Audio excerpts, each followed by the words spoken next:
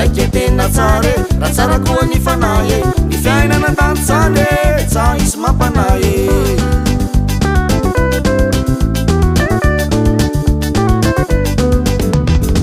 tsara ny colonely tsara ny commandant tsara koa ny maire tsara président maiky tena tsara raha tsara koa ny fanahy ny fiainana an-tany zany de tsa isy mampanahy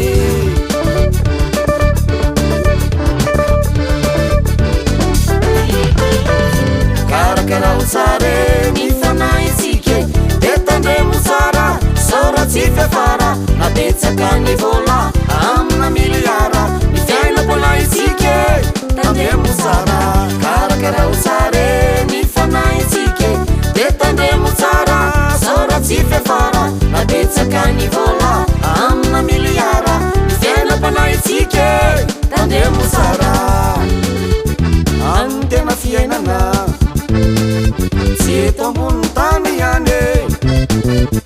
karakaraho ny fanahinao tsy eto loko tsy tomane tsara ny député tsara koa ny DG tsara secrétaire tsara be ny chauffeur maiky tena tsara na tsara koa ny fanahy ny fiainana an-tany zany de tsa isy mampanahy tsara ny député tsara koa ny DG tsara secrétaire tsara be ny chauffeur maiky tena tsara raha tsara koa ny fanahy ny fiainana an-tany zany de tsa isy mampanahy soke azavao tsara leve mikarakara fa tsy azonahy ok zandry eno ny filazako azy masotoa mivavaka masotoa mamaky teny akatoavy zerenao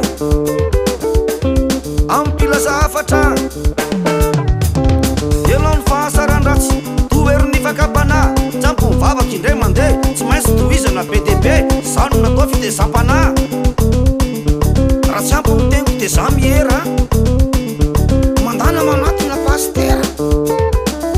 asadino manatina eglizy fa ano misy ny tena izy eo azoke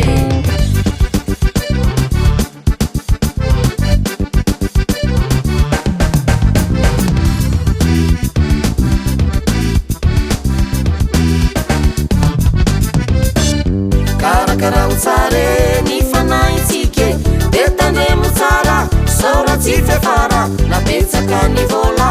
amina miliara ny fiainam-panahintsika tandremo tsara karakaraho tsara ny fanahintsika de tandremo tsara saora tsy fiafara na betsaka ny vola amina miliara ny fiainam-panahintsika tandremo tsara any tena fiainana